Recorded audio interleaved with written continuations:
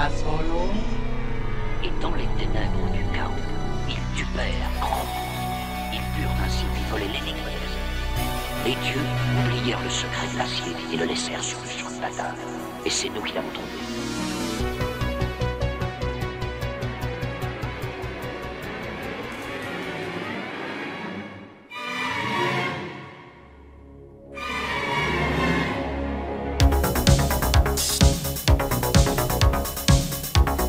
Et salut les aventuriers et les aventurières et bienvenue à un nouvel épisode du podcast dont vous êtes le héros, le 98e.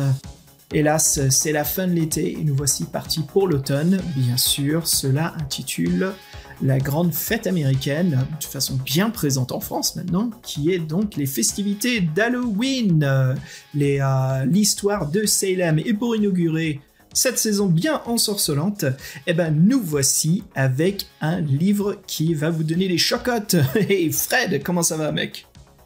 Bah ça va, content de te retrouver comme d'hab, j'ai envie de dire, et content aussi de retrouver les auditeurs pour, si c'est pas le podcast de la rentrée, bah c'est au moins celui du mois de septembre tardif, on se rapproche de l'automne, et oui, Terreur hors du temps, une bonne représentation de l'horreur, et une représentation Lovecraftienne de l'horreur, donc toujours intéressant pour nous, on adore cet univers dans le PDVLH, et c'est vrai que ça annonce une série une série d'automne qui est sur la peur. Et là en plus c'est cool, c'est qu'on s'approche dangereusement du 100e épisode, comme j'aime dire à chaque fois. Ouais, exactement. Tu as bien choisi dangereusement, car il va être bien mortel en question d'un coup de marteau rempli de nostalgie. Voilà, vous allez voir, on va bien s'éclater. On est en train de préparer ça avec nos Patreons, si adorés. Salut les gars. Hein. Et puis, voilà, ce qu'on prépare, c'est donc une table ronde où on va discuter un peu de la nostalgie des livres dont vous êtes le héros. Si vous êtes intéressé de rejoindre l'équipe du podcast, hein, vous allez voir, on a des podcasts exclusifs sur Patreon, des conversations, on file aussi des livres-jeux qui ont été traduits, pas mal de petites choses. N'hésitez pas justement à nous rejoindre sur Patreon via patreon.com/pdvelh.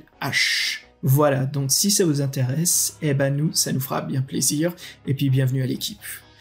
Fred, justement, voilà, nous voici de retour, hein, donc un livre qui fait partie de la saga des Portes Interdites, ces mini-sagas hein, qui sont chez Folio Gallimard à l'époque, où il y avait que 2 livres, il y en a eu quelques-unes comme ça, 2, 3, ou c'était 4 livres hein, pour les d'autres séries qui nous intéressent au podcast, entamées pour l'année 2023. Mais voilà, parlons justement de la suite et fin de notre saga Lovecraftienne, et Terreur hors du temps. Mais avant cela, comme d'habitude, j'interromps avec nos updates et les news. Fred, comment ça va toi mec ? Quoi de neuf ? Bah oui, c'est la rentrée, qui dit la rentrée dit changement, et c'est vrai que l'été a été propice à une migration. J'ai quitté la Seine et je me suis rapproché de la Loire et ses châteaux, donc une nouvelle aventure et qui fait du bien, et voilà, donc c'est comme dit les résolutions, la nouvelle vie de la rentrée, et je suis content qu'il y ait le podcast qui soit toujours là, malgré si des fois c'est difficile à tout conjuguer, n'est-ce pas Xav ? Toi aussi t'es dans des mouvements tectoniques en ce moment. Ouais, là je suis de retour en France, donc c'est les allers-retours. Je t'admets que je suis crevé, je suis constant. Là, en fait, ça fait comment expliquer ça ? J'ai le jet lag qui m'atteint grave. J'ai du mal à me concentrer. Mais voilà, avec tout ce qui nous arrive, on essaie quand même d'assurer sur le podcast. On est bien crevé. C'est pour ça que celui-ci, il a pris 2 petites semaines de retard. Mais voilà, on est content quand même de le sortir comme prévu.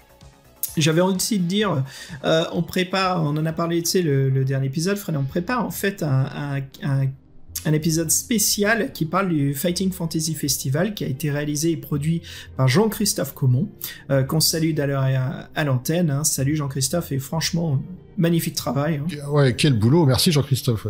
C'est vraiment sympa comme initiative. Ouais. Et qui a réussi à interviewer Steve Jackson, ce qui est incroyable. Donc voilà, quelques questions vite fait rapidos, vous allez voir, il parle un petit peu des livres et un petit peu de sa carrière, de sa passion bien sûr pour le jeu et le livre-jeu. Voilà, on prépare tout cela, et donc ça sera le prochain podcast qui sortira avant bien sûr le fameux podcast maudit qui arrivera le jour d'Halloween. Vous allez voir, on a le temps d'ici là. Voilà, Fred, hein, que dire de plus ? Je te propose d'acheter un ticket avec moi et de monter à bord de notre Zeppelin. Qu'est-ce que t'en dis? Oui, il a un joli nom, le Lucretia. Ça me rappelle une chanson de Megadeth. Parfait, bien dit, bah tiens. Allez, à bord.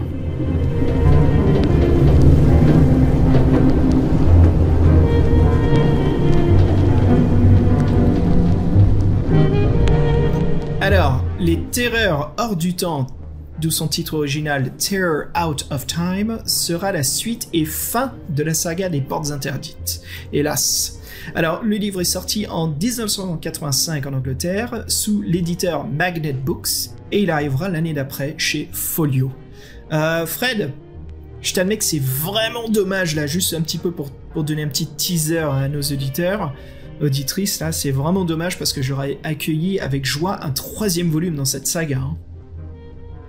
Oui, et puis il y a une petite énigme à la fin, une façon Lovecraftienne de finir, mais qui pouvait donner suite à quelque chose d'autre, c'est vrai. Et c'est ce qu'on pourrait reprocher à cette saga, en fin de compte, c'est qu'elle est trop courte. Fred, j'ai l'impression que t'es déjà dans le hangar du Zeppelin qui est en train de décoller, là. On l'entend derrière toi. Ouais, moi c'est la guerre ici. Il y a des Zeppelins partout, on est revenu comme en 40. Non. Écoute, désolé, il y a des bruits parasites. Y a pas de souci, tant qu'on finit pas comme la couverture du premier album de Led Zeppelin, tout va bien. Voilà. Alors, on change un... Ouais. Alors, justement, Fred, je voulais te proposer quelque chose, surtout pour la structure du podcast. Et si on faisait justement les résumés à l'avance pour ceux qui ne connaissent pas les livres, voilà, qu'on passe pas par les écrivains et les illustrateurs, mais qu'on commence justement pour vous donner son synopsis. Fred, tu nous lances ? Oui, alors les Portes Interdites, c'est toute une aventure.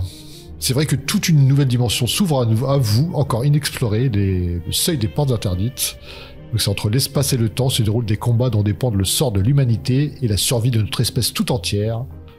Un vol mystérieux qui nous concerne nous met sur une piste qui nous conduira de l'Europe à bord d'un dirigeable Lucretia, d'un innocent cottage dans le Kent et un impénétrable secret enfoui sous les sables de la lointaine Égypte.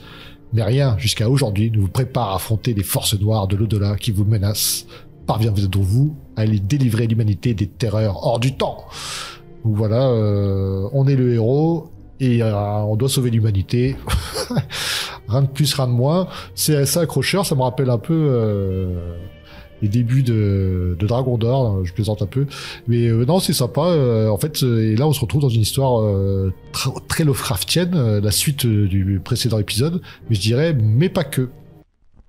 Ouais, bien dit, en effet, mais pas que. Mais tout à fait, là, on plonge absolument dans du Lovecraft. J'ai vraiment l'impression d'être dans une campagne de Lovecraft, plus aimée du jeu de rôle L'Appel de Toulouse, qui sont les masques de Nyarlathotep. Malheur, ne cite pas son nom. Mais non, ça c'est le roi en jaune.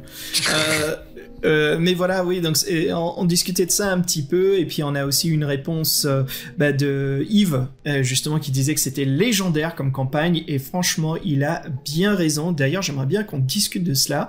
Donc voilà, Yves, si t'es partant pour causer un petit peu de cette campagne, nous parler de ton expérience, et réponds-nous sur le Patreon, et ça serait peut-être top de faire un mini-épisode conversation entre maîtres du jeu. Voilà. Fred, donc ouais, en effet, pas mal de choses. Moi, j'ai énormément de choses à dire sur ce livre. Franchement, bien plus de bonnes choses que de mauvaises. Vous allez voir. Et puis, je te propose, voilà, justement, le Zeppelin, il passe au-dessus de Londres, et c'est le moment parfait pour parler de nos écrivains. Alors nos écrivains, oui, parce qu'il y a Ian Bailey et Clive Bailey, donc les Portes Interdites 1, on a fait le dossier, les informations étaient très minces, on n'avait pas grand-chose, on peut même pas dire s'ils sont frères, cousins, ou si c'est le père et son fils, on n'en sait rien. Alors là, on a eu du temps, et donc on a trouvé des infos sur Ian Bailey, il semblerait le plus connu des deux. Clive n'est mentionné nulle part. Donc on a considéré que c'était son frère peut-être qui est parti faire autre chose. Et donc Ian Bailey, oui, on a des infos. Donc il est né en 1959 dans le Kent. Et donc il faut savoir qu'il a écrit 6 articles entre 1982 et 84 dans White Dwarf. le fameux magazine dont on doit citer tous les 3 épisodes à peu près, parce qu'il appartient à Games Workshop. Donc il était aussi le directeur, le responsable des achats, et ensuite il était le directeur financier jusqu'en 1985. Donc il était vraiment là au début, il a une place importante, mais il a été déçu par la tournure commerciale de l'entreprise. Donc il est parti en 85 pour écrire et développer des jeux. Et donc il a même monté une société avec 3 anciens Games Workshop qui étaient déçus comme lui. Ils se sont un peu lancés dans les livres dont d'autres héros, il les a écrits à cette période-là. Ils ont sorti aussi un jeu de plateau, et ils ont aussi sorti un jeu de plateau pour jeu de société pour une licence James Clavell, donc qui était tiré de romans en fait à succès à l'époque. Et donc, faut savoir qu'après, il a même créé, et ça c'est un peu plus connu sans doute, Fantasy Warlord, et ça Gary Schalk à la couverture et au dessin intérieur. Et là, ils étaient en opposition frontale à Games Workshop, avec les mêmes recettes, un wargame avec des plateaux, un studio de figurines et un magazine qui, tenez-vous bien, s'appelait comment? Tu sais, Xav, peut-être? Le mag, non, il s'appelait comment? Red Giant. C'était pas White Dwarf. C'était Red Giant. Donc ils ont fait un bid parce que chez les joueurs c'était Games Workshop et rien d'autre, donc ils ont même pas ils se sont fait bouffer par ils avaient pas assez de renommée. Donc toute cette aventure de jeux, de livres, tout ça, ça a duré 10 ans pour notre Yann Bellet, qui en 95 devint professeur à l'université de Derby en Grande-Bretagne. Et il a fait son trou rapidement parce que dès 99, il a fait partie de la Société Royale des Arts. Donc une grande reconnaissance. Reconnu par ses pairs, et je crois qu'au début des années 2000, il est parti de tout ça. Il est devenu entrepreneur, il représentait des marques de luxe allemandes en Angleterre, et il est même l'organisateur du concours international du vin à Londres. Voilà, donc c'est devenu un entrepreneur.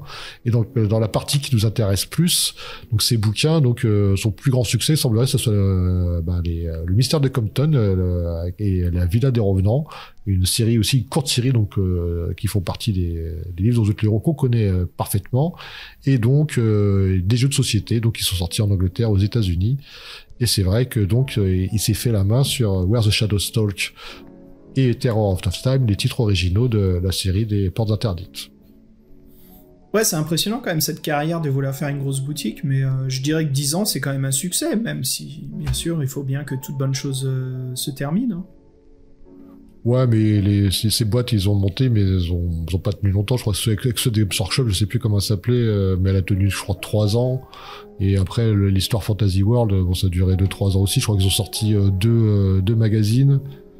Et puis toutes les extensions qu'ils avaient prévues, la moitié, il y a pratiquement rien qui est sorti. Ça s'est arrêté assez rapidement, mais bon, dommage que nous, on a déjà parlé de Fantasy World, on a même eu des photos de la couverture et du livre de jeu, ça avait l'air vachement sympa, quoi. Mais il paraît que les règles étaient trop militaires, ça manquait un peu de spontanéité.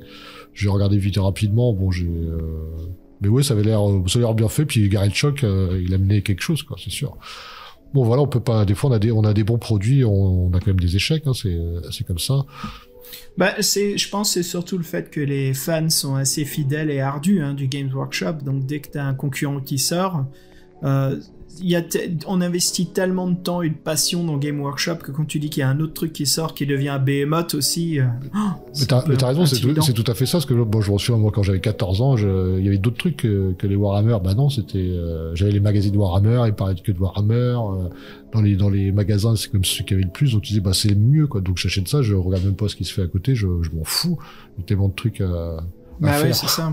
Ouais, il y a tellement de choses à faire chez Warhammer que tu te dis. Quoi, c'est ça que j'aille voir ailleurs, j'ai tellement de boulot à faire là, quoi. C'est comme quelqu'un qui me dit tu peux m'expliquer le warp, Xav? Et non, j'arrive, j'ai pas le temps, Ouais, t'as une semaine devant toi. C'est trop compliqué, quoi. Enfin, voilà. Et Fred, justement, en parlant de choses compliquées, des fois on a besoin d'un petit traducteur pour les simplifier, si tu nous parlais justement de Pascal Jules Forgue et Alain Volon. Oui, qui vont toujours par paire dans les défis fantastiques. Donc c'est Pascal avec un E, donc sûrement une femme. Et c'est vrai on a très peu d'infos en fait. Mais c'est vrai que sur les défis fantastiques, donc ils ont fait toujours une traduction à 4 mains. Ils ont même 24 livres dans Outlaw à leur actif, ce qui est un bon chiffre. Ils ont fait, toi tu dois les connaître, parce qu'ils ont fait tous les premiers loups solitaires. peut-être pas le premier, mais au moins les 3, 4, 5, 6. Et ils ont fait aussi les 7 serpents. Le dernier sorcellerie qu'on a fait, c'était déjà eux. Et en fait, Alain Volon a un peu disparu des radars. Et par contre, Pascal Duforge, elle continue à traduire. Ben, c'est pas mal de littérature pour la jeunesse ou adolescente. Et les titres, peut-être que des titres qui sont connus, mais moi je connaissais pas. Il y a Molly Moon, avec une histoire avec un chien, je crois. Et les enfants de la lampe magique. Donc moi j'ai une théorie, ou bien c'était son mentor et il s'est retiré du circuit, ou bien c'est un couple qui s'est séparé. Je n'en sais rien, mais c'est vrai que pour tous les héros de l'époque, toutes les traductions qu'ils ont faites, ils les ont fait ensemble. Donc c'est un petit énigme, une petite énigme supplémentaire chez les traducteurs. Ah, sympa, sympa. Et puis ça nous amène justement à parler des illustrateurs, hein, bien sûr, commençant par cette couverture de Terry Hawks. Alors, bien sûr, Terry Hawks, hein, on a déjà discuté de lui, il est très connu hein, dans l'univers des livres dont vous êtes le héros, surtout des Fighting Fantasy. Terry Hawks est un artiste et illustrateur dont le travail est apparu sur plusieurs produits Games Workshop, tels que les jeux de société Doctor Who et Judge Dredd. Son travail a aussi fait la couverture de White Dwarf, pour énumérer, on peut dire le numéro 28 et 50, ainsi que le magazine Imagine de la TSR, le magazine qui était dédié donc à Donjons et Dragons. Les illustrations d'Hawks sont également apparues dans un certain nombre de publications qui sont liées à Fighting Fantasy, notamment les livres de jeux Fighting Fantasy, Out of the Pit, et bien sûr Warlock Magazine, avec beaucoup d'autres publications qui sont très connectées entre elles, entre l'univers de Games Workshop, White Dwarf et Fighting Fantasy. Bref, hein, il y a deux personnes à la tête de tout cela. Bien sûr, Fred, qui sont... Je sais pas. On parle jamais d'eux, j'ai oublié. Et tu rigoles ou quoi? Oui, on parle jamais d'eux. Ouais. Et on parle jamais de l'illustrateur qui travaille avec eux depuis des années. Non, jamais de notre Blanchitsu. Blanchitsu, voilà, il est juste avocat, même si on va pas parler de lui, quoi. Alors, pour parler d'un petit truc intéressant sur Terry Hawks, Fred, j'ai récemment entendu parler d'une pièce d'art qui était dédiée à une extension de HeroQuest. Et l'illustrateur qu'on connaît d'origine est Laissez de voir, voilà, il n'était pas disponible pour faire donc cette boîte d'extension. Alors ils ont demandé justement à Terry Hawks de travailler avec eux, quoi, avec MB à l'époque où HeroQuest décollait, pour faire une boîte d'extension et un art en fait de couverture. Et juste au moment où Terry, voilà, il finit, il montre l'art, mais c'est là au fait où Laisse Edward se rend disponible. Bien sûr, MB veut garder cette continuité dans le graphisme, d'ailleurs, que je comprends tout à fait. Donc on a un art d'HeroQuest illustré par Terry Hawks qui ne sera jamais utilisé. Donc voilà, c'est très très cool. Vous pouvez taper ça sur internet, vous verrez juste en tapant Terry Hawks HeroQuest, et vous aurez donc un art assez cool où on voit le nain et le barbare qui découvrent un énorme trésor, mais devant eux se tient donc un nécromancien qui prépare un sortilège, et au fond de la salle, avec une perspective bien dense, on a l'elfe qui est en train de se battre contre un squelette avec une faucille qui fait 2 fois sa taille, et puis au fond il y a donc un chevalier du chaos avec ses ailes qui se tient devant. Et c'est la gargouille, oui, c'est la gargouille qui se tient, voilà, mais devant. Mais ce qui est bien, c'est que ces illustrations, moi j'ai reconnu tout de suite que c'était HeroQuest, que toutes les figurines ont le même design et reprennent exactement les figurines en plastique, quoi. C'est génial. Ah oui, ça se ressemble absolument. Ça se ressemble absolument. Ah, mais c'est cool quand même, parce que oui, c'était ça leur but, hein. C'était de MB, ce qui disait l'équipe direction artistique, c'est reprenez ce qui existe dans la boîte du jeu pour que ça soit bien emblématique, ça représente bien ce qu'il y a dedans, quoi, avec quoi on va jouer. Je trouve ça super, moi. C'est vraiment top, parce que ça améliore encore plus, ça approfondit l'immersion quand on joue au jeu de plateau, quoi, avec l'artwork, donc c'est assez cool. Donc voilà, pour citer quelques couvertures de Terry Hawks qui sont dans la saga des Vies Fantastiques, hein, les auditeurs, voilà, vous reconnaîtrez bien sûr les Trafiquants de Kelter, les Esclaves de l'Éternité, la Tour de la Destruction et l'Ancienne Prophétie, voilà, qui sont illustrés par Terry. Et puis Fred, ouais. On en parle quand même de celle-ci, de couverture. Ah bah oui, il faut absolument qu'on en parle. Bah je trouve c'est pas qu'il s'est pas foulé, mais au moins il y a un truc qui est énervant. Attends, il faut la décrire avant. Faut la décrire. Alors on voit, il y a une perspective. En fait, on est en plongée, comme si on regardait d'en bas un zeppelin dans le ciel. Contre-plongée. Ouais, contre-plongée. Oui, contre-plongée avec des éclairs. avec le Zeppelin qui est un peu qui est en diagonale, et puis en fait on voit surtout en premier plan une espèce de créature volante habillée en dandy qui déploie ses ailes en chutant en l'air. Et en fait, le problème, c'est que la créature elle a un petit côté grotesque. Moi, je trouve qu'elle fait plus grotesque que peur. Bon, ça, c'est un autre débat. Mais en fait, moi, je m'ai levé contre Terry Hawks. Et encore une fois, il nous a fait le style de l'illustrateur qui a pas lu le livre. Parce que cette scène-là, elle est vraie, mais elle est fausse. Parce que ce personnage-là... bref, moi, ça m'a énervé. Pour moi, en fait, il a pris la scène... je suis obligé d'en parler. Avec le dragon, il s'est dit, il y a un méchant, il y a un dragon, moi, je vais faire le méchant en dragon. Et ça donne ça. Ça n'a rien à voir avec ce qui se passe dans la voiture. C'est quoi cette merde, j'ose le dire, franchement. Moi, je trouve que la couverture, c'est rare, mais je trouve que la couverture, elle dessert l'histoire. Et là, c'est absolument. ouais. Et ça fout mal, quand même.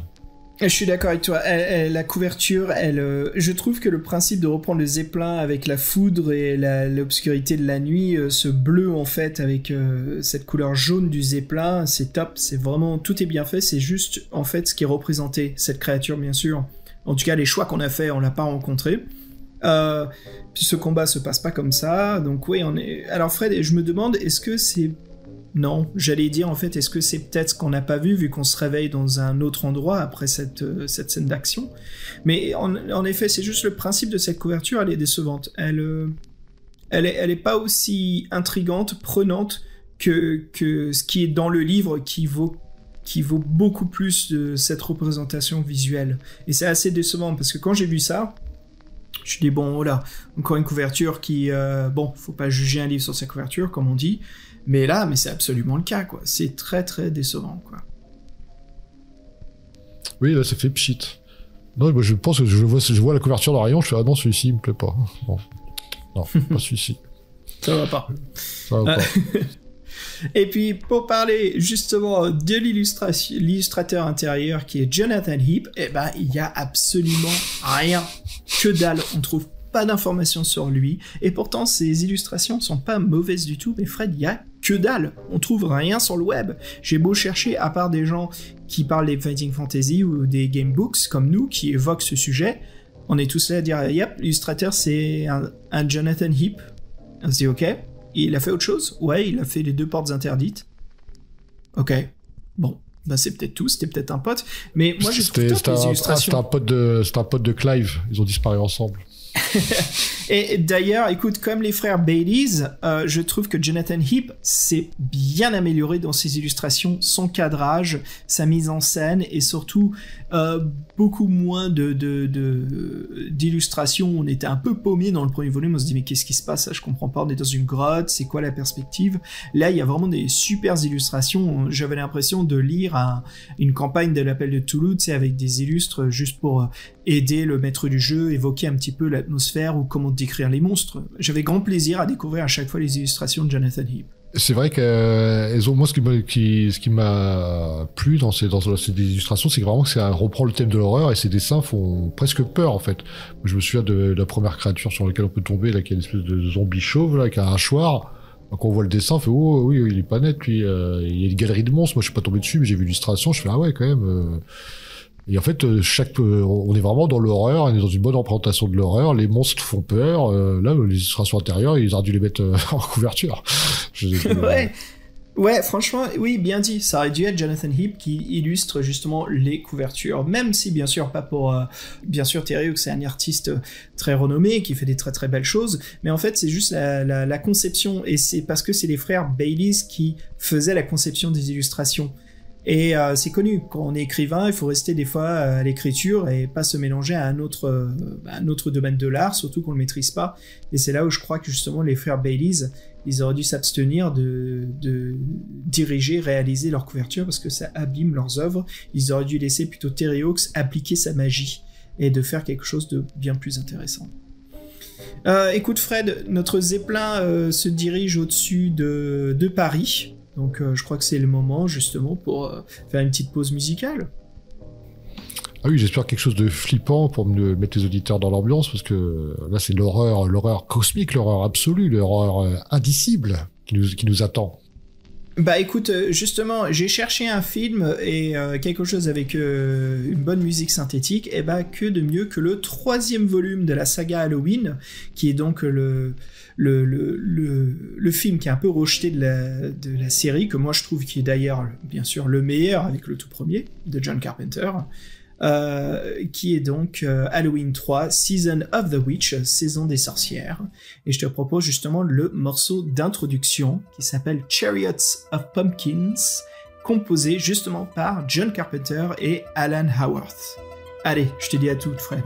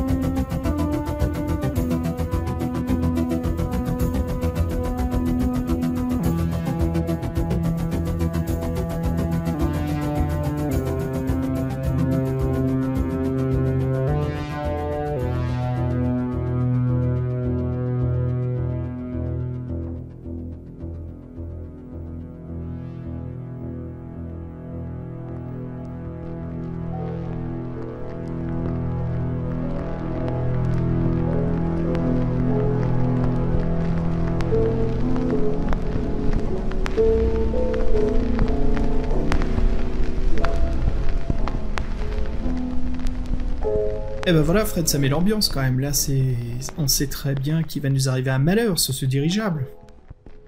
Oui, c'est mal barre. Faut le parer. Eh ben écoute, comme d'habitude, on va parler un petit peu du livre, puis on suivra notre critique.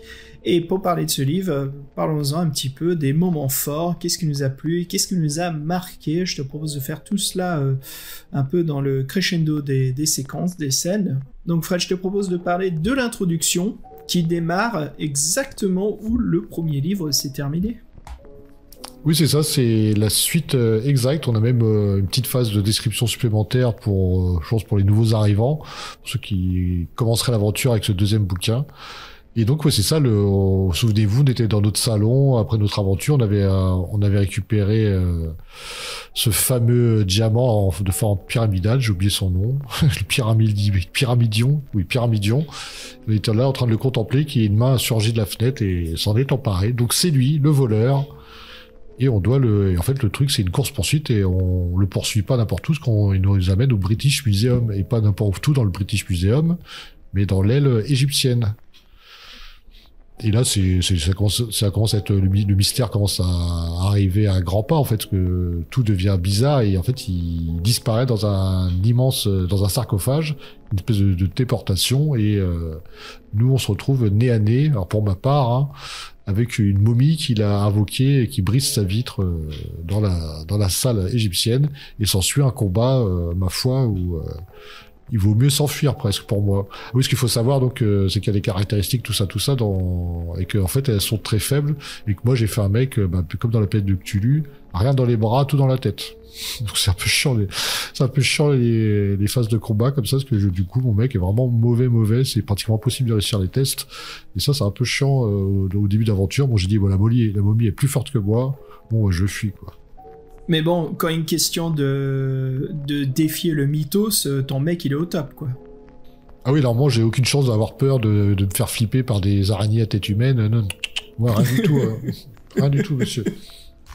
Et en plus, c'est pas des conneries que dit Fred, il y a vraiment des araignées à tête humaine dans le livre. C'est marrant que t'as dit une momie, parce que moi, justement, c'était un vampire assez effroyable à qui j'ai dû confronter en poursuivant notre voleur. Je veux parler un petit peu, Fred, de cette première phase, là, comme t'as dit, qui se termine justement où on quitte le musée, parce que, bien sûr, on a attiré les forces de l'ordre, de l'agent de sécurité du British Museum. L'ambiance des frères Bailey est vraiment bien réussie et c'est parfaitement traduit. J'ai vraiment l'impression d'être dans un roman d'époque.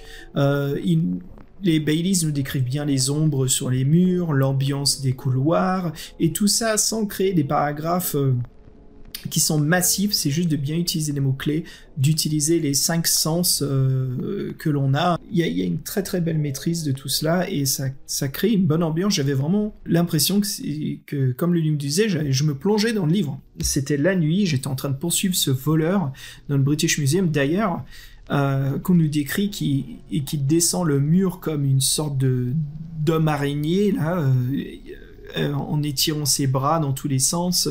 Donc on sent déjà quelque chose d'inhumain qui nous a piqué ce prisme.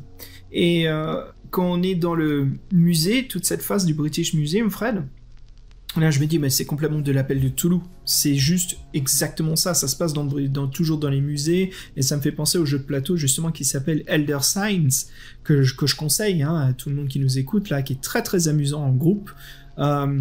Et en fait, le jeu de plateau se passe dans un musée. Il faut juste réussir à réussir des énigmes, des jets de dés pour empêcher un Elder God, un grand dieu, d'être invoqué. Et là, je ressentais exactement cette ambiance, que c'était la nuit, qu'on est dans des enquêteurs dans le musée, qu'on doit essayer de trouver notre voleur.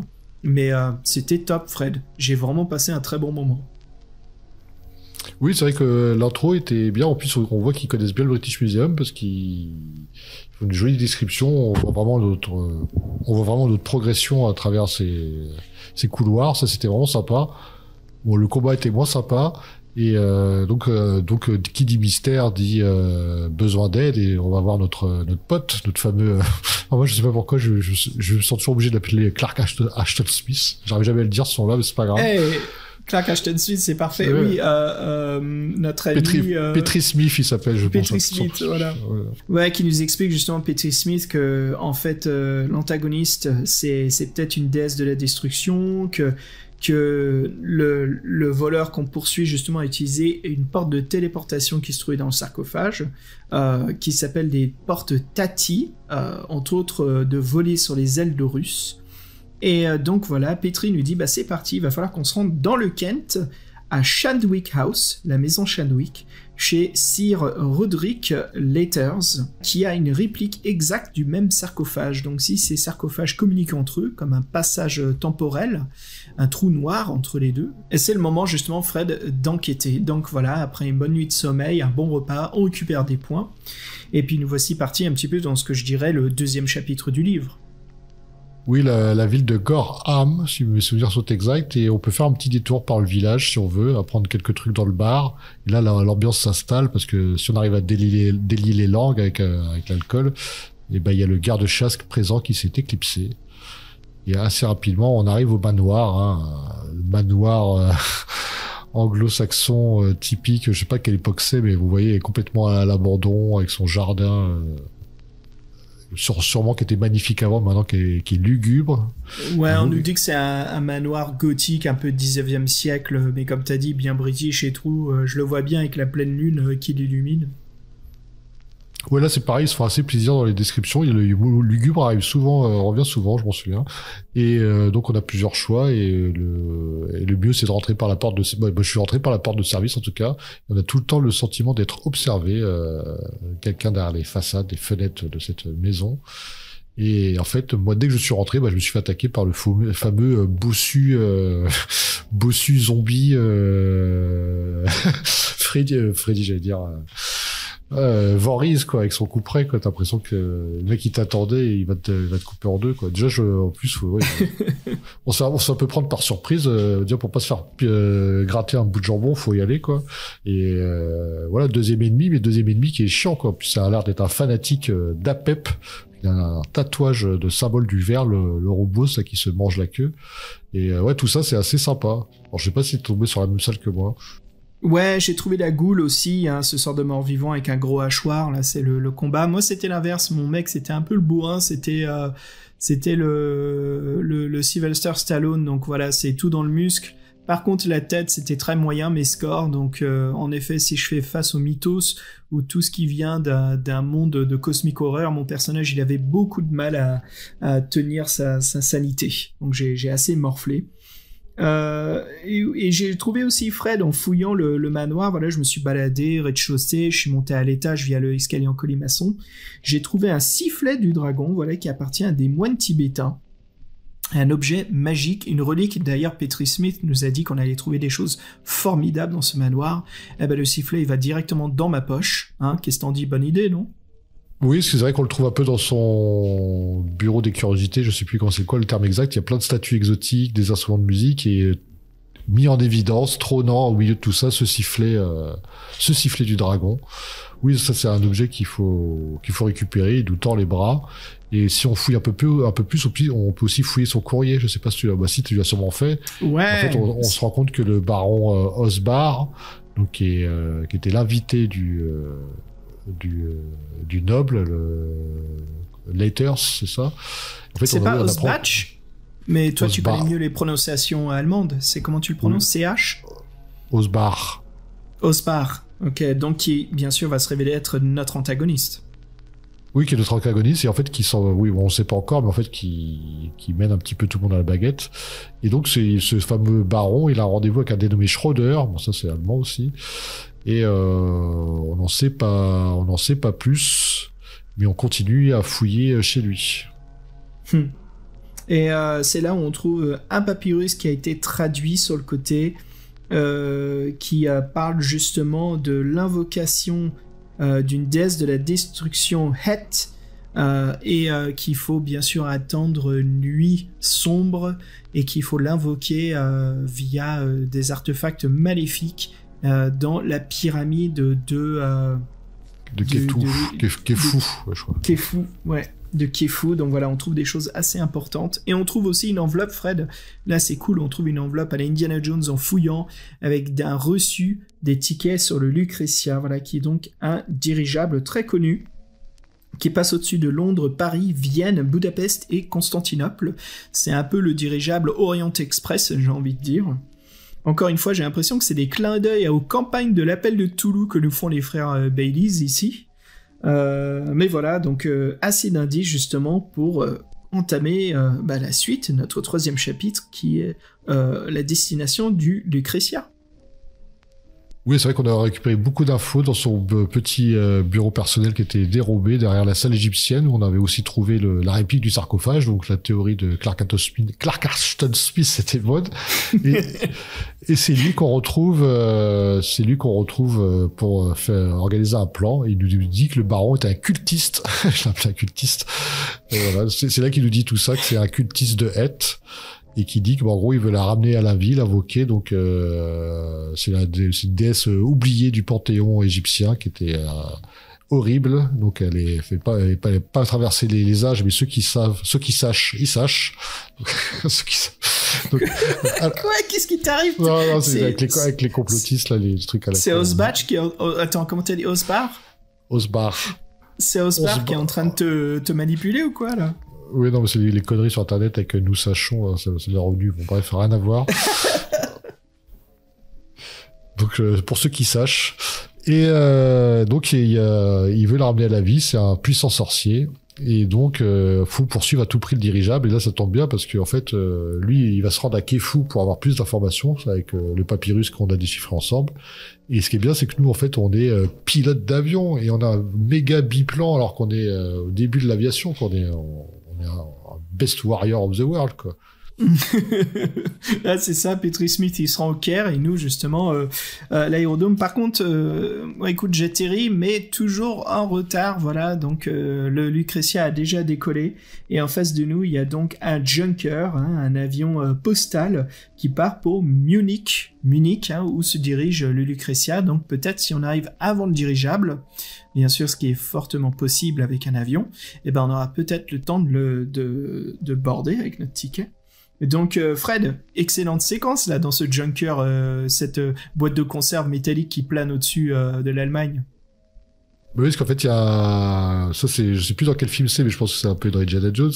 Parce que là, ça me fait référence à ça, c'est qu'en fait en décollant par la fenêtre, on voit un mec qui nous salue un peu. Il se fout de notre gueule en nous disant au revoir, adieu, quoi, ouais. En gros, quoi. Et ça s'appelle du foreshadowing en anglais, on en a déjà parlé au podcast. Donc voilà, bien sûr, c'est de l'anticipation sur les événements à venir. Bien sûr, c'est quelqu'un qui est un ennemi ou connecté à l'ennemi qui nous dit un petit peu coucou d'un côté bien sadique, en sachant que des choses affreuses va nous arriver sur ce vol. Oui, parce qu'en plus, le pilote, un Écossais, si mes souvenirs sont exacts, il est bien sympa, content d'avoir de la compagnie, tout se passe bien, et puis tout d'un coup, on est relié avec lui à la cabine par rapport à une espèce de tuyau à l'ancienne, quoi. Et là, on entend des cris horribles, et là, c'est là qu'intervient la fameuse araignée géante à tête humaine. On sait pas d'où elle débarque, mais elle en a fait un méchoui, et donc nous, on se retrouve là-dedans à devoir déjà se débarrasser de cette sacrée araignée à tête humaine qui... Ah non, en plus, on la tue même pas. Pour s'en débarrasser, faut faire attention parce que on peut tirer au flingue, mais attention à, comme on est dans un avion, c'est pas forcément une bonne idée. Ou sinon, je pense qu'on peut lui donner un coup d'extincteur et la gazer, et là, ça la fait fuir, et en fait, elle saute de l'avion, carrément. Je pense que, je sais pas si elle est morte ou pas. Et je trouve qu'en fait, c'est que le premier problème, parce qu'en fait, le plus dur, c'est de, pour moi, en tout cas, c'était de conduire l'avion, parce qu'avec mes scores en Dex, parce qu'en fait, oui, on a Dex, on a Force, et puis on a Intellect, c'est ça, si je me souviens, puis ça nous fait des points de vie et des points de santé mentale. Et moi, en Dex et en Force, j'avais 4 et 5, quoi. Donc, faire moins de 4 et 5 sur 2 dés de 6, c'est pas évident. Donc, moi, l'avion, en fait, c'est une scène où je suis mort 2 fois, quoi. Je suis mort une première fois parce que j'ai pas réussi à redresser, parce que là, en fait, oui, on se dirige vers Munich, mais je crois qu'on est encore dans les Alpes, alors, donc, il y a les montagnes, donc je me suis pris, je sais pas le Mont Blanc, mais un truc équivalent un peu plus au sud, quoi. Oh, putain. Et après, donc, si t'arrives à dépasser cette scène critique, t'as l'atterrissage, où là aussi tu dois faire un test. Et là, carrément, j'ai craché l'avion. Et comme il y a un mec mort à l'intérieur qui a plus de tête, forcément les autorités allemandes te demandent ce qui se passe, et donc tu finis au cachot. Donc là, cette partie-là, cette scène-là, en fait, elle est assez difficile, et c'est un endroit où pas mal de joueurs s'arrêteront. Et je suis pas mort beaucoup de fois, mais ouais, cette scène-là, c'était une impasse. Et bon, moi j'ai vu, je m'attendais presque à devoir sauter de l'avion sans parachute, quoi, et dévaler les pentes en bateau gonflable, tu vois, tout dans le genre. Non, j'ai vu des références à pas mal de trucs dans cette scène-là. Ouais, et d'ailleurs, je voulais te parler de ça, parce que cette scène où les autorités plutôt nous enferment, parce qu'il y a un cadavre qui a été décapité, il y a un petit paragraphe dans la traduction française qui m'a bien fait marrer, car voilà, c'est un petit clin d'œil à nos amis du podcast, qui est donc Jean-Michel Abassard, voilà, qui a son podcast Scepticisme scientifique, car Fred la ligne au paragraphe, à la bulle 136, qui est donc, quand on s'explique aux autorités, il y a une petite ligne ici qui dit « En effet, qui pourrait croire à votre invraisemblable histoire en ces temps de scepticisme scientifique ? Vous voilà tombé aux mains de la police allemande et votre aventure s'achève ici. » Donc tout de suite j'ai pensé à Jean-Michel, hein, parce que la phrase scepticisme scientifique utilisée dans un livre dont vous êtes le héros, ça m'a bien fait marrer. Je me suis dit bah tiens, c'est marrant parce que c'est un livre Lovecraftien et il y a comme une connexion à Jean-Michel qui est notre master de l'appel de Toulouse. Ça se trouve, il a lu ce livre quand il était jeune et inconsciemment, c'est pour ça qu'il a donné ce titre-là. Non, je sais pas. Peut-être que c'est l'un des traducteurs. Ouais, écoute, vraiment chouette cette scène au-dessus des Alpes, voilà, l'atterrissage clandestin, se battre avec l'araignée en extincteur, très amusant. Mais une fois, voilà, on arrive enfin à Munich, voilà, si on réussit la scène d'atterrir en stealth, on sort de l'avion, on monte dans la tour pour le Lucretia, une petite illustration pour nous mettre l'ambiance, et là, justement, on a le temps de se reposer, de prendre un repas et un petit peu de s'étirer les jambes avant d'enquêter à bord du vaisseau. Et Fred, donc voilà, je dirais que c'est notre 4e chapitre, on est à bord du dirigeable. De mon côté, je me suis rendu au poste du commissaire, qui est un bon commissaire à bord du vaisseau, et j'ai demandé, voilà, s'il y avait une liste de clients et si je pouvais savoir s'il y avait le baron Osbar et puis d'autres noms, et j'aime bien la description que les Baileys nous donnent, où on voit qu'on fait chier le commissaire, que c'est un peu le mec qui était peinard, il se dit voilà je suis sur le dirigeable, ça va me faire des vacances, il va avoir rien à faire à bord du vaisseau, et nous on arrive, on lui donne du taf, et le mec il lève les yeux en l'air, genre ok, c'est quoi ta raison, tu veux juste savoir s'ils sont là, parce que c'est des amis, ok d'accord, bon, tu me fais chier. Donc c'était assez sympa. Je découvre justement où est le Osbar, le baron.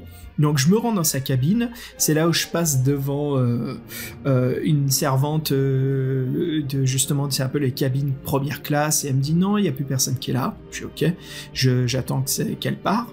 Je crochette la serrure, je rentre à l'intérieur, en effet il n'y a plus personne. Mais je vois bien sûr que c'est bien la cabine du baron Osbar. Et je fouille la cabine et je découvre justement une sorte de statuette qui ressemble à un hochet. C'est un serpent doré qui tient en fait une sphère ou comme un anneau de vision. Et en fait, c'est un anneau qui nous permet de voir où se trouvent les gens. C'est un objet magique. Donc on me demande si je veux penser à l'américain, le baron ou la servante. Et Fred, c'est marrant parce que là, on me demande l'américain. Tu sais de qui on parle, toi ? Non, je suis pas allé le voir. En fait, il y a 3 passagers. L'américain, un infirme et son infirmière. Donc en fait, l'infirme et l'infirmière, c'est le baron Osbar. Et son infirmière, c'est pas une infirmière.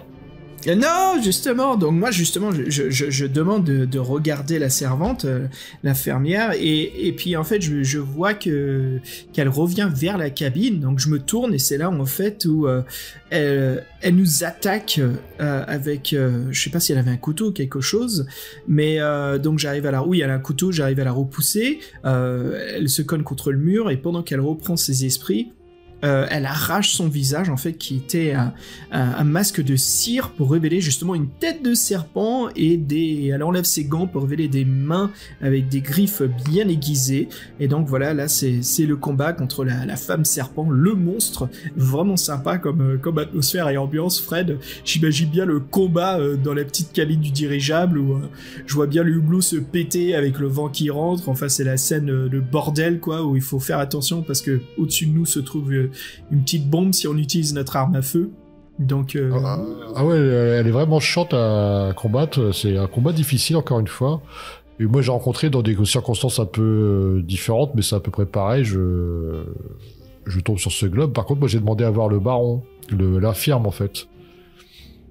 En fait, j'anticipe. En fait, ça nous fait juste la scène de combat qu'on peut avoir avec lui après. Ça me fait anticiper ce qui va se passer. Et c'est vrai que cette scène arrive assez rapidement, parce que quand t'as combattu la femme serpent, tu te reposes. Et moi, ce qui s'est passé, c'est que carrément le baron, il m'envoie un message en vapeur à travers qui s'introduit dans ma cabine. Et en gros, qui dit vous qui êtes à ma recherche, je vous mets au défi de me confronter. Il te donne un rendez-vous au sommet du dirigeable. Et c'est là que tu le rencontres. Je sais pas si c'est passé comme ça pour toi. Ouais, c'est exactement ça. Donc en fait, on monte à l'intérieur des mécanismes et puis comment dire, de la structure du dirigeable. Oui, donc voilà, on monte à travers les mécanismes, on monte les échelles. Encore une fois, une très bonne description. C'est pas juste vous montez sur le dirigeable.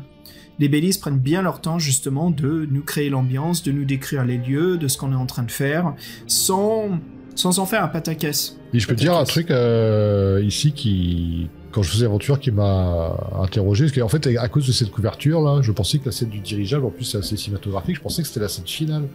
Et donc j'arrive face au baron, je fais mais merde, ça a duré que de chi cette aventure, je comprends pas. En plus, je savais qu'il y avait moins de paragraphes. Je me dis ça se trouve avec mes choix, je me suis ôté plein d'événements, mais en fait ça y est, je suis déjà à la fin de l'aventure, je fais c'est pas possible.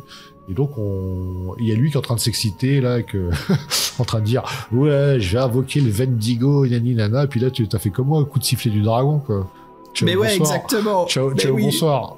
Et puis là, comme t'as dit, c'est super cliché, quoi. C'est l'antagoniste qui révèle tous ses plans, qui est en train de nous dire qu'il va réveiller la déesse de la destruction égyptienne. Bon, c'est que des clichés. Et il avoue que c'était bien lui au musée que nous avons poursuivi, que en fait c'est le Osbar qui révèle, voilà, que c'est lui l'antagoniste. Et la puissance du Wendigo, voilà, celui qui marche sur le vent, anime mon corps tout entier. Je lui dis, mais qu'est-ce qu'il raconte? Les coups de sifflet. Et en fait, quand on utilise le coup de sifflet, Fred, ça invoque un dragon. Et je resiffle dedans, et le dragon, en fait, obéit mes commandes, attrape Osbar, le baron, et l'attrape en coup de vol. Mais là, justement, moi, je m'évanouis à cause du sifflet, et puis je tombe dans les pommes, quoi. Toi, c'était comment ta phase? Ouais, c'est ça. Faut bien penser à le siffler 2 fois, parce que si vous sifflez qu'une fois, c'est terminado. Raconte justement, c'est rigolo. Bah, en fait, c'est une bête sauvage, hein, le dragon. C'est juste que vous l'avez sorti de sa dimension. Il est en train de vous regarder tous les deux. Bah, vous êtes tous les deux des morceaux de viande. Là, on se fait cramer comme des méchouis, je crois. Il est pas content. Il nous crame sur place avec le baron en guise. Attends, on est au-dessus de Munich. Tu pourrais, au lieu d'un méchoui, tu pourrais nous dire il nous cuit comme des brats. Schnitzel, des bratwurst, la bratwurst munichoise, Munchen bratwurst. Et ouais, non, mais oui, c'était marrant. Je me dis putain, ouais, c'est un double tranchant. Donc bye bye. On pense le baron Osbar, mais ce qui est un peu bizarre dans cette aventure, c'est que donc on est dans le dirigeable, on a sifflé dans le sifflet, excusez-moi. Et on se retrouve téléporté dans une tour. Et dans une tour, on sait pas trop ce qu'on fout là, mais c'est celle-là, c'est bizarre, parce qu'elle est très courte en plus. On se retrouve avec le baron Osbar, qui est encore là, qui est en train il va faire un truc pas cool au fils du noble Letter, chez qui on est allé pour le sarcophage, qui était la téléportation. Donc en fait, on comprend pas trop ce qui se passe, mais il faut intervenir, quoi. Oui, en fait, on décide de porter assistance au fils, et moi je sais que je me suis balancé sur Luce et je lui ai foutu sur la gueule à l'autre, au vieux couton, là. Bah écoute Fred, j'ai fait exactement la même chose, voilà. Donc on voit bien que le baron est toujours vivant, comme quoi le dragon que l'on a invoqué l'a pas anéanti. Donc je vois ce laboratoire de mécanismes électriques, voilà, donc comme toi, hein, j'ai sauté au-dessus du chandelier qui s'est écrasé sur le baron, nous laissant le temps de sauver Harold Latters, voilà, qui révèle être donc le fils de Roderick Latters.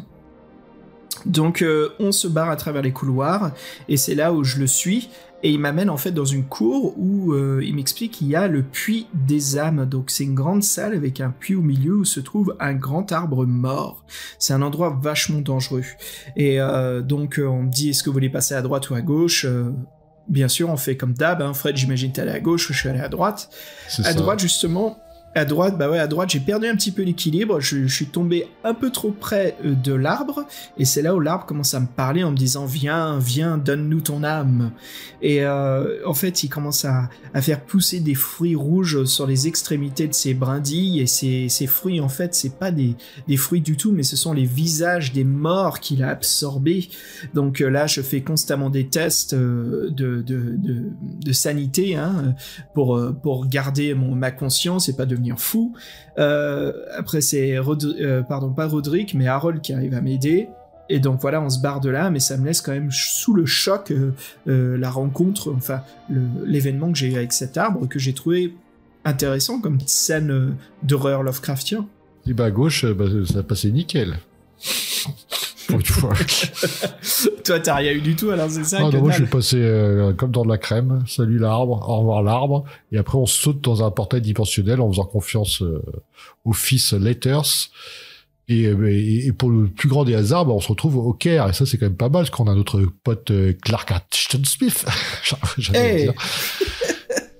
Et oui, souvenez-vous, lui, il était parti au Caire pour enquêter sur la pyramide de Khéfou, qui apparaissait dans l'invocation sur le papyrus pour réveiller la démoniaque déesse. Et donc, on le retrouve tout simplement à l'hôtel 5 étoiles. Il est bien dans ses baskets. Et grâce à son grand cerveau et son érudition, on met en place un plan pour se débarrasser définitivement cette fois-ci du baron Osbar à la pyramide de Khéfou. Et on décide de s'y rendre. On est pratiquement sûr qu'il va y aller, qu'il va faire son rituel là-bas. Donc autant l'attendre. Et donc en fait, on prépare un guet-apens autour des pyramides. On l'attend son arrivée. On place des hommes devant les entrées stratégiques. Mais malheureusement, il a du ressort, parce qu'on se fait attaquer par des créatures assez flippantes, j'ai envie de dire, qui sont là pour le coup, qui étaient vraiment l'horreur cosmique, l'invocation de sorciers noirs, les crapauds transparents, dévoreurs de garde, les crapoïdes. Ouais, tu décris tout parfaitement, là, c'est ça, des gigantesques Bactraciens, voilà. Puis il y a le mec qui s'occupe des chameaux, qui disparaît d'un coup avec un « Ah !» Alors, on l'entend plus. Ah oui, avec la langue. Ah oui, il donne des coups de langue collante. Donc, des petits moments forts sympas. Fred, je peux juste retourner en arrière parce que non seulement à ce moment-là, ouais, c'est en effet, c'est chaud, c'est super Lovecraftien, mais rien que la façon dont c'est téléporté au Caire, nous, on est tombé à travers une maison et on est tombé sur un cadavre, en fait, Harold et moi. Et en fait, on se rend compte que c'est un village de morts, on commence à flipper, on s'en arrive en dehors, qu'il y a la sécurité qui arrive. Donc assez sympa cette séquence où on se dit même quand on pense qu'on est en dehors du danger, bon c'est là après qu'on peut se reposer quand même aux 5 étoiles, mais mon Dieu quel atterrissage catastrophique. Et puis bien sûr nous voici donc à la fameuse pyramide où on a déjà perdu toute notre équipe, donc c'est là où Clark Ashton Smith il nous dit viens on se reprend tous les trois avec Harold, on reprend comment dire on se retrouve, Clark il nous donne en fait un sac à dos, il nous dit écoute faut y aller maintenant, c'est maintenant ou jamais, parce que le plan c'est quand le baron invoque la déesse de la destruction, c'est là où apparemment il faut retirer du socle le fameux triangle, ce prisme du mécanisme d'ouverture des dimensions, et en fait il faut d'abord pousser le baron dans ce puits, comme ça au moins on peut l'enfermer dedans. Enfin c'est un truc qu'il faut faire précisément, pile poil, la chose pas facile du tout à exécuter, mais voilà. Donc il nous donne un sac à dos avec des vives, les vives dans le mécanisme de jeu c'est que ça redonne des points de vie, et une lanterne parce que notre lampe électrique elle risque de pas tenir le coup. Et voilà, c'est parti, on va donc explorer l'intérieur de la pyramide. Et on y va assez rapidement, parce que tous nos guetteurs sont morts, donc on sait qu'il est là. Le fameux Osbar. Là justement, Fred, nous voici un peu dans le donjon de fin, qui est un donjon assez bien fait, je trouve vraiment amusant, et bien sûr n'a pas de labyrinthe, en tout cas dans mon gameplay, donc ça m'a fait bien plaisir. Fred, parle-moi justement de ton aventure dans la pyramide. Oui, alors on suit, il est avec nous, Clark Ashton Smith, c'est lui qui nous guide au début, et on arrive à un choix déterminant, la chambre funéraire, ou je sais plus, en fait il m'a dit chemin des morts, je suis directement par là, et là on arrive dans une salle assez impressionnante où il y a tous les dieux du Panthéon qui sont représentés, mais on se rend compte qu'en regardant bien, il y en a deux qui ont été un peu masqués, effacés, qui sont le sanglier et le serpent, donc les fameux dieux innommables qui font donc le serpent, c'est la fameuse déesse. C'est quoi son nom déjà? J'ai oublié. Ouais. Ah, j'ai oublié le serpent, mais il y a Thoth aussi, non? Il y avait Anubis déjà sur cette représentation. Oui, il y a les dieux qu'on connaît, Anubis, tout ça, mais eux sont planqués, ils sont un peu planqués à part, ouais. Ils sont masqués, ils sont même la peinture qui la recouvre. Et en fin de compte, donc on les découvre, on les nettoie un peu, et en fait on se rend compte qu'ils indiquent une direction avec un bâton, je crois. Le sanglier indique une direction, et là-bas on trouve un passage secret. Et il y a une espèce de puits dans lequel on doit s'enfoncer. Moi, malheureusement, comme mon mec est nul, j'ai chuté. Et là, on tombe en fait sur des espèces de moulages en argile de plein d'animaux. de toutes les formes et de toutes les tailles, des animaux des scarabées, des crabes. Et moi, en fait, je suis tombé sur un scorpion géant en argile. Et là, j'étais bien content parce que la première fois de l'aventure, j'ai sorti mon flingue et je me suis fait plaisir et pour un super résultat parce que ça le fait littéralement exploser en 1000 morceaux. Et là, je me suis dit, je suis une merde, mais moi, avec mon flingue, je suis plus une merde. Ouais, c'est parfait. En plus, juste avant ça, il y a Clark Ashton Smith qui nous a donné un deuxième chargeur de 9 balles, donc là, t'as dû bien t'éclater. Ah oui, on peut tirer 4 ou 5 fois, je crois, mais tu fais tes tests, grâce à 5 tentatives, j'en réussi au moins 1, c'est bien. Et en fait, ce scorpion géant, c'est un peu le gardien de la chambre funéraire de Kefu. On est dans sa pyramide, donc là, on trouve des objets sympas. Tu les as trouvés, je présume. Ouais, moi, écoute, j'ai réutilisé le sifflet du dragon pour anéantir le scorpion, voilà, qui l'a fait chuter. Quoi. Ah ouais, j'ai pas hésité, hein. C'est un objet magique super utile. Et justement, la statue d'argile s'écroule sur le mur, ce qui révèle la chambre de trésor, voilà. Et là, on rentre à l'intérieur. Et donc, qu'est-ce qu'on voit ? On voit donc un trône avec 2 objets magiques, une toque en peau de crocodile et un kéfera, donc c'est une épée en bronze avec une garde en ivoire. Donc voilà, bien sûr, ça doit être des objets magiques. Je prends les 2, sûr et certain, je me dis bon, ça va être super pratique pour le boss de fin. Et là, qu'est-ce qui sort du mur des hiéroglyphes ? Mais le dieu Thoth, Thoth qui représente justement les scribes, qui est représenté par l'animal l'ibis ou des fois un babouin. Donc qui est là et qui est super sympa avec nous, qui nous dit je vais te filer un coup de main. Mais je peux. Pardon, tu vois, je peux pas. Moi, je l'ai désingué, donc ça me fait rire. Oh merde. Écoute, moi, il m'explique en fait que mes objets magiques vont beaucoup m'aider, surtout l'épée magique, le Kéfera, qu'il va falloir que j'utilise, mais de faire très attention parce qu'elle consomme l'âme quand elle est utilisée. Il faut vraiment s'en servir contre des ennemis bien spécifiques, bien sûr, des ennemis du mythos de l'appel de Cthulhu. Après, qu'est-ce qu'il fait ? Thoth, il m'ouvre un passage, voilà, dans un monde crépusculaire où il y a des collines mornes et grises, de végétation desséchée et rabougrie. Il nous donne une pièce d'or et me dit voilà, il va te le falloir pour le passeur. Bien sûr, il parle de la rivière Styx. Bien sûr, qu'est-ce qu'il fait, Thoth ? Il nous fait rentrer dans le monde de l'au-delà. C'est la phase finale. On s'approche du boss de fin. Fred, alors toi, t'as déglingué Thoth, mais ça va pas ou quoi là ? Oh, mais pour moi, tous les dieux étaient... Bon, c'était pas Thoth, c'était une représentation de Thoth, je précise. C'est bien. Lui qui essaye d'adoucir son carnage, quoi. Mon blasphème. Non, je sais pas, il avait l'air agressif. Moi, mon flingue était encore chaud. Bon, ça... Et du coup, la salle qui était allumée par son aura dorée, la salle est plongée dans l'obscurité. Mais comme j'ai une lanterne, j'arrive à traverser la porte dorée, mais j'ai pas la pièce. Et donc, ce qui se passe, effectivement, c'est que le passeur, moi, je peux pas le payer, donc il sucera ma vitalité, mais ça va, il est pas trop gourmand, il fait perdre qu'un point de vie. Donc, c'est pas non plus une... Mais cette phase-là, oui, moi, je trouvais qu'elle sortait un peu du cadre de l'histoire, parce que le passeur, c'est un mythe très connu, mais pour moi, c'est pas Lovecraftien, par exemple. Je chipote un peu. Ouais, mais c'est plus grec qu'égyptien aussi. Oui, c'est ça. Là, il commence à avoir un mélange des genres. Déjà, avec le dragon, j'avais un peu tiqué. Là, ça commence à me faire... Oh, le dragon, encore, il vient du Tibet, donc ça peut se comprendre. Et en plus, le dragon, tu te souviens, dans sa description, il nous dit qu'il avait des plumes, il était quand même... Peut-être que nous, on le représente visuellement comme un dragon, mais c'est une entité qui vient de l'au-delà. C'est le serpent à plumes, quoi. Ouais, c'est ça. Ouais. Absolument, ouais. Et oui, bon, après, donc, on a ce passeur, on est quand même sur une plage qui est faite avec des crânes humains. Hein. C'est quand même pas... c'est un peu dégueulasse. C'est Terminator, quoi. Ouais, c'est Terminator, ça craque comme des gâteaux secs. C'est pas des gâteaux secs, bref. Et donc voilà, donc il nous dit même une info, il faut nous rendre au puits du temps. Et moi je l'ai pas goûté parce que on a le deux choix, ou bien se rendre au puits du temps ou s'arrêter à un temple à côté, et je me suis arrêté au temple. Voilà, moi je suis allé au puits justement pour m'occuper du boss de fin. Je pensais que c'était un piège pour pas perdre de temps vu qu'il faut être très précis. Mais justement, raconte-moi alors cette mission secondaire. C'est un piège, tu rentres dans le temple, il y a un mec à l'intérieur, tu lui parles, tu lui dis que t'es là pour combattre Osbar au puits du temps, nanana. Le mec au début t'écoute, fait ah très bien, il fait mais espèce d'imbécile, je suis avec lui, je vais te détruire. Et là en fait il l'appelle, c'est pas totalement le Cerbère, mais c'est un homme à une tête de chien. Il vient te combattre.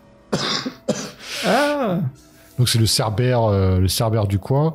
Et là c'est pareil, c'est plutôt un combat que moi avec mes caractéristiques j'avais aucune chance de pouvoir réussir. Donc on a la possibilité de fuir. Donc j'ai pas hésité. Je me suis dit je suis vraiment trop bête et j'aurais dû directement aller au puits du temps comme tout le monde et faire la scène finale avec le baron Osbar. Ah oui, mais on a un sacré antagoniste qui arrive tout d'un coup.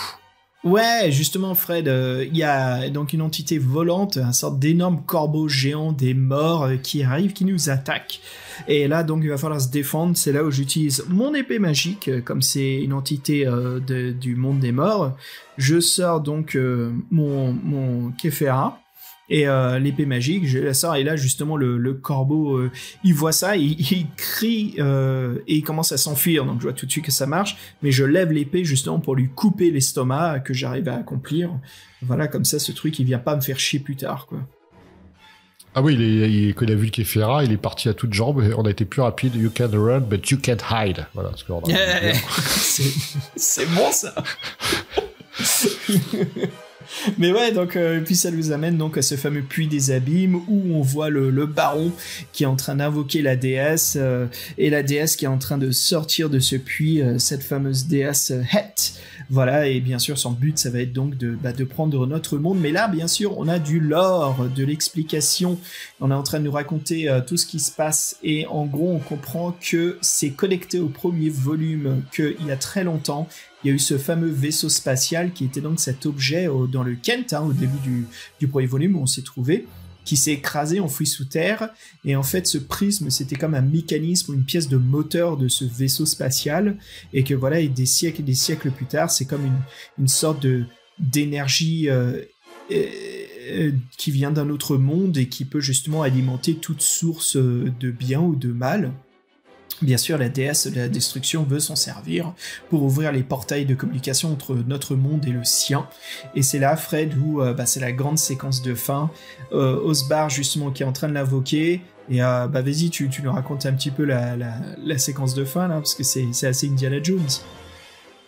Bah après, ça dépend. Il y a plusieurs façons d'aborder les choses, mais on a coiffé de la coiffe de Croco, j'ai envie de dire, qui referme le pouvoir des dieux. Bon bref, en fait, on peut faire un combat psychique contre lui. Et moi, avec mes caractéristiques, en fait, il pouvait pas test, comme on dit, il pouvait pas. C'était même pas drôle. C'est-à-dire que moi, allez hop, il est parti, il a plongé de lui-même dans le puits du temps. On est sûr qu'il revienne pas. Et c'est vrai qu'il faut comme se dépêcher, parce que la déesse est en train d'apparaître. Je sais pas quand toi t'as dû l'utiliser aussi, la coiffe, vu que tu t'en étais pourvu. Ouais, moi j'en avais absolument besoin parce que j'étais pas du tout fort en combat psychique, donc ouais, je me suis utilisé la coiffe. J'ai réussi à repousser le baron qui est tombé dans le trou. Et c'est là où la déesse arrive aussi, et là justement j'ai dû prendre mes jambes à mon cou et puis courir pour enlever la batterie qui était le prisme, pour refermer immédiatement les dimensions, pour couper les deux entités, et bien sûr que le baron soit enfermé dans l'entité, le monde démoniaque de la déesse. Et c'est ce que j'ai réussi à faire. Ça tremble. On le jette carrément dans le trou, je crois. On le retire pas, c'est carrément, faut le jeter dans le trou.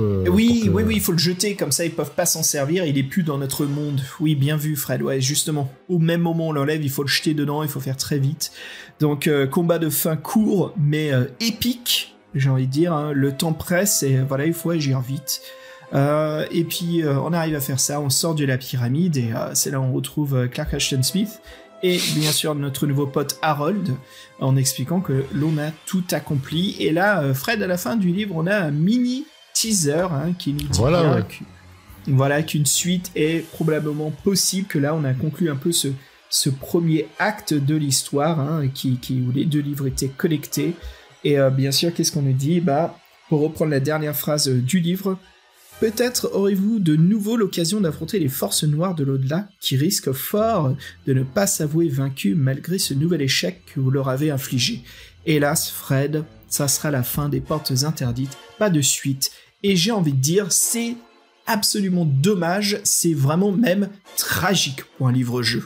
Je peux juste rajouter un décevant. truc qui est très bien dans cette fin, c'est qu'il faut quelque chose qui est typiquement Lovecraftien, qui est le mystère dans le mystère.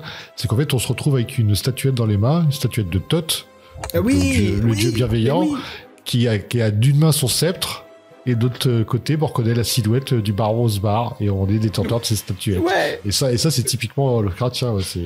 Il y a une représentation de sa damnation, quoi. C'est sympa. Ouais, c'est cool ça de voir le petit baron Osbar dans sa petite main, du genre voilà, t'es devenu un jouet, quelque chose que je peux contrôler. Et Thoth, en tout cas moi dans mon jeu, Fred, Thoth était cool avec moi et c'est exactement l'aide qu'il avait besoin. Donc, ouais, il avait même pas eu droit à la parole. Ah, qu'est-ce que tu fous là? Non, je sais pas, j'avais confiance en rien. Moi je lui dis, tu sais, les dieux.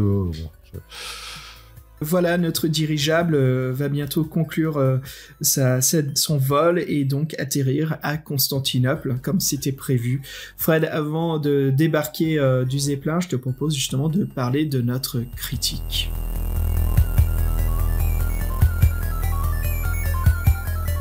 Hey Fred, écoute, franchement, tellement de choses à dire. Et je peux commencer, je réfléchissais un petit peu parce que j'ai du mal à m'abstenir de dire justement, c'est une excellente aventure, digne de ce qu'un livre-jeu basé sur l'ambiance Lovecraftien doit être et doit accomplir. Et je trouve que ce livre accomplit énormément de choses. Il y a une énorme amélioration de son premier volume, mais moi ça m'a un peu sidéré, ça m'a mis sur le cul en me disant mais putain, mais les frères Baileys, c'est les genres de mecs qui sont passionnés et là ils ont assuré. J'ai l'impression qu'ils ont écouté les critiques et ils se sont dit ok, voilà ce qu'on peut améliorer, voilà ce qu'il faut faire, voilà ce qu'il faut pas faire. Les choix sont beaucoup plus intéressants. Mais voilà, là, je vais évoluer un petit peu, je vais aller dans d'autres choses, mais là voilà, pour te dire un petit peu la température où j'en suis sur ce livre-jeu. Est-ce que c'est à recommander? Oui. Est-ce que c'est un livre-jeu pour ceux qui veulent débuter les livres dont vous êtes le héros? Absolument.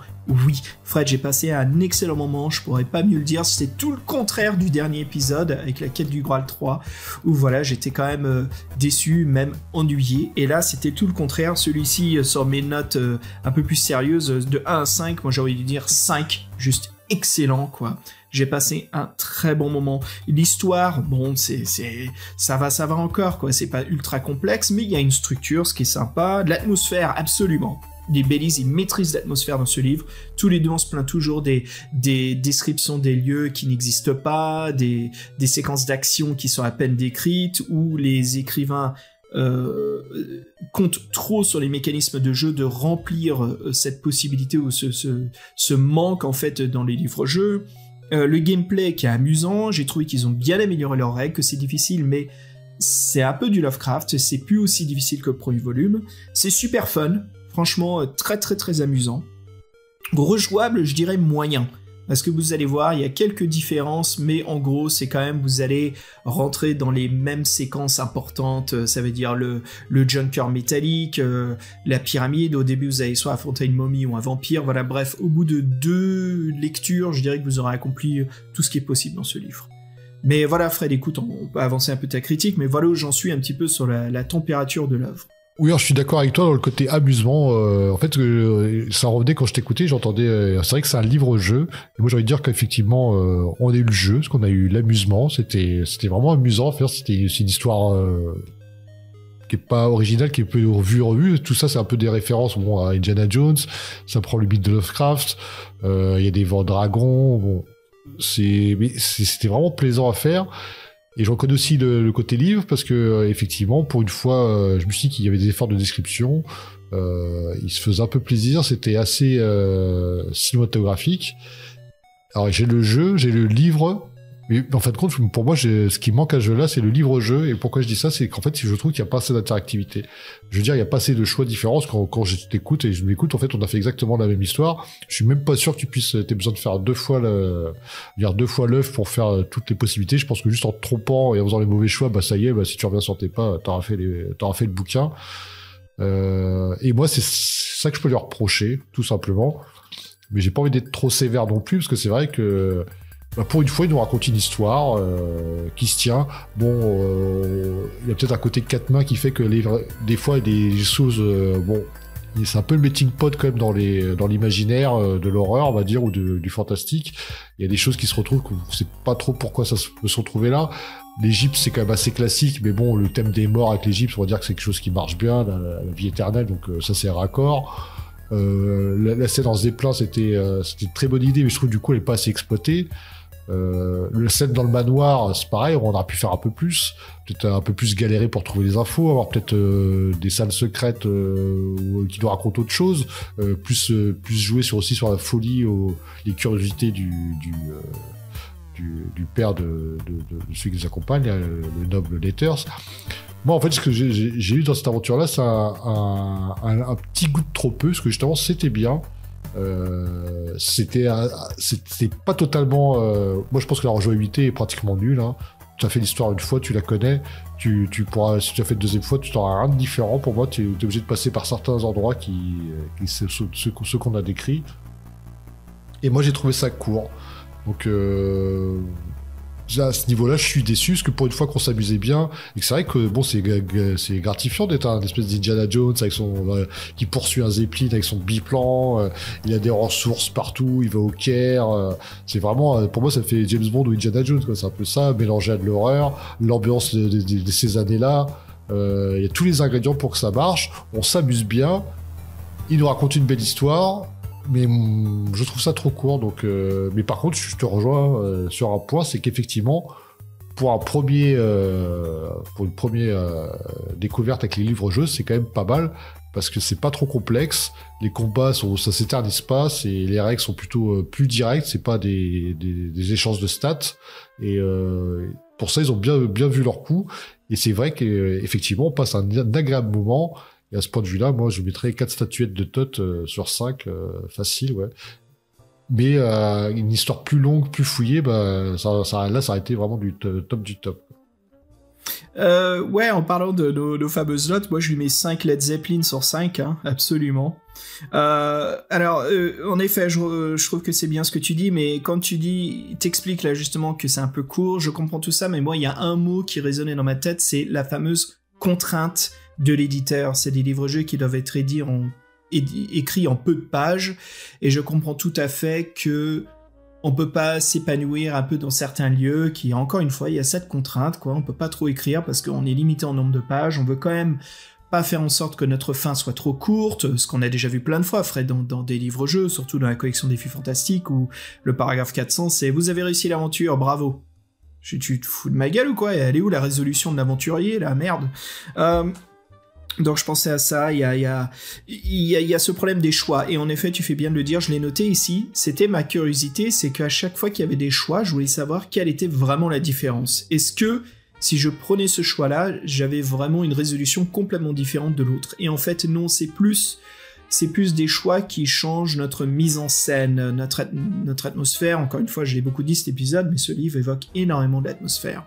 Mais qui est par ça un exemple parfait, c'est dans le Junker, l'avion postal.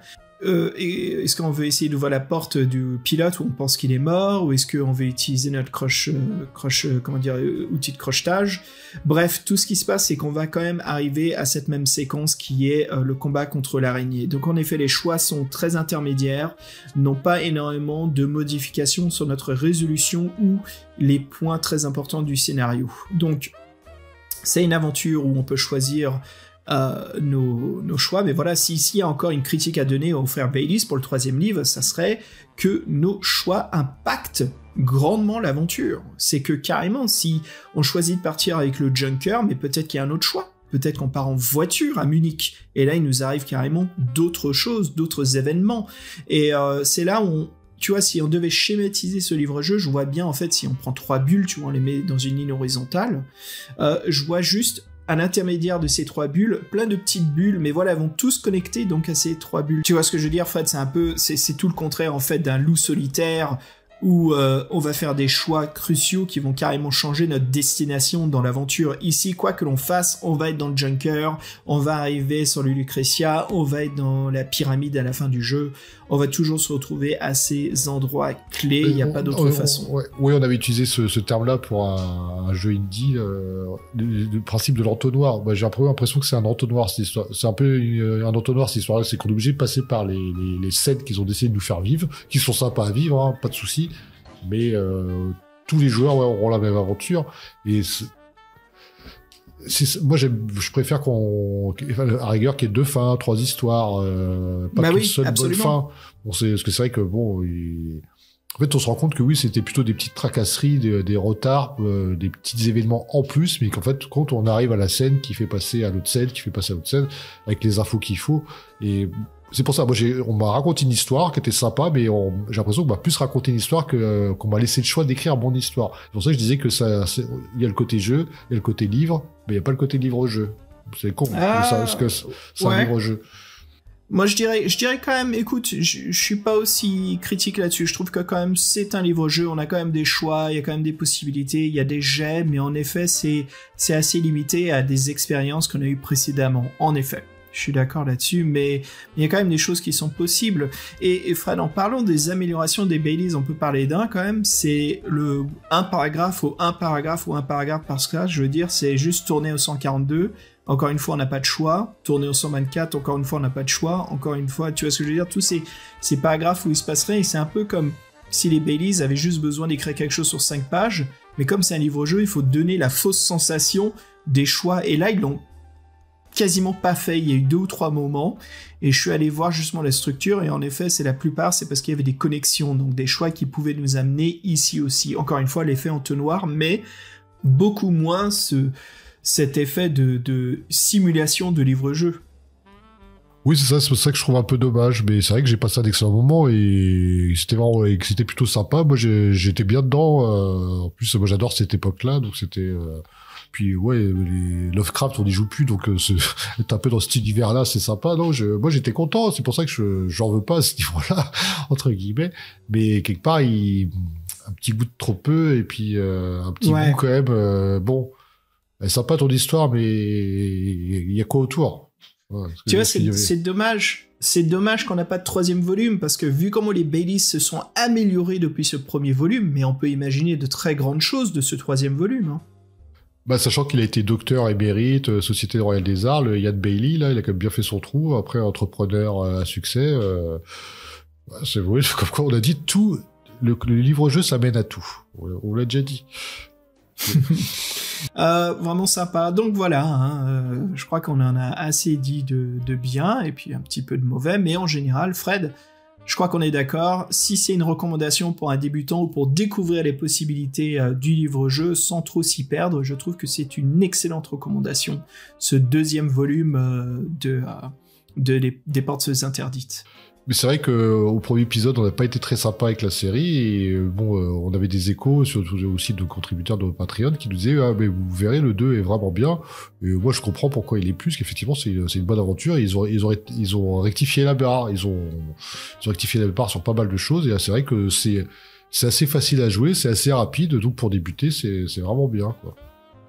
Ouais, c'est vraiment bien. Et puis même pour des vétérans comme nous, c'est un très bon moment, quoi. C'est bien amusé. En fait, le truc, c'est que comme le scénario est bon, le fait qu'il y ait l'effet entonnoir des choix dérange moins que si le scénario était naze ou l'aventure est très monotone, très ennuyeuse. Je crois que là, on serait vite fait fâché avec le livre. On serait dit, bon là, Fred, j'en peux plus, là, j'en ai grave marre, quoi. C'est bon. Vas-y, on enregistre le podcast en 1 heure et on se tire, quoi. Voilà. Écoute, Fred... Et ben voilà, ceci conclut notre podcast. Hein. Encore une fois, comme j'ai dit, non seulement 5 Led Zepp sur 5, mais je lui donne aussi 3 sur 3 Tot, que d'ailleurs, si tu veux tirer dessus sur les 3 en cible, hein, je te fais un cadeau comme à la foire. Sans problème. Voilà. J'ai carrément. Ah bah Fred, écoute, avant de se quitter, je te propose que l'on remercie notre équipage de bord, nos Patreons à bord du Zeppelin. Et bien sûr, en commençant avec Étienne alias Damol. Simon, notre assaut space marine vulcain et heavy flammer québécois. Ems, le joukineur. Prisme X. Jean-Christophe Comon. Merci encore pour le boulot. Lorcan, le grand maître parano global. Et toujours aux commandes avec la manette, Dorn JV. Et Yves qui nous a rejoint cet été. Salut Yves. Hey, salut Yves. D'ailleurs, Yves qui a l'air d'être un grand maître du jeu de l'Appel de Cthulhu. Donc, comme dit au début du podcast, ça serait cool d'en causer un peu plus. Avec Sébastien Bélézy. Docteur Yo. Et Guillaume Vendée. Oh, il était beau. Ah, merci. C'était mon tout premier, mais bon, je t'admets que Fred, bien sûr, je crois que ça porte bonheur, mais il faut que tu nous en fasses un aussi. Ma petite Edor. Alors, tu nous le fais en version ninja, justement. Ninja. Non, c'est à Fabien. Ninja. Fabien, tu lui manques, reviens. D'ailleurs, oui, on espère qu'il va bientôt revenir, normalement. Bah ouais, Fabien, justement, voilà, on va le retrouver au podcast, hein, pour ceux qui nous écoutent depuis quelques années. Voilà, Fabien, c'est notre écrivain des scripts du podcast, sauf c'est cette année où, bah voilà, avec Fred, on a dû prendre la main, hein, sur quelques-uns. Mais Fabien va être de retour bientôt, et nous allons reprendre, bien sûr, nos épisodes pop culture qui me manquent énormément, Fred. Qu'est-ce que ça me manque de parler de Sierra? Ah oui, parce qu'en plus, on s'est lancé dans un projet à la Piranha, là. en plus boss encore, avec plus d'épisodes, plus de trucs à dire. Donc, c'est mis de côté, mais je pense qu'à un moment ou à un autre, on va se faire plaisir, et puis on va se faire Sierra online et de tout vous révéler. Exactement, donc voilà, plein de bonnes choses de prévues. Et puis, bah écoute, Fred, pour se quitter, je propose justement un morceau de la bande originale du film Shining, avec De Natura Sonoris numéro 1. Voilà, les auditeurs, les auditrices, les héroïnes, les aventuriers, ce fut un plaisir de vous retrouver, et puis on vous dit à très bientôt pour un mois d'octobre rempli d'épisodes. À plus dans le bus. Non, ciao tout le monde. Tchuss. C'est inversé aujourd'hui.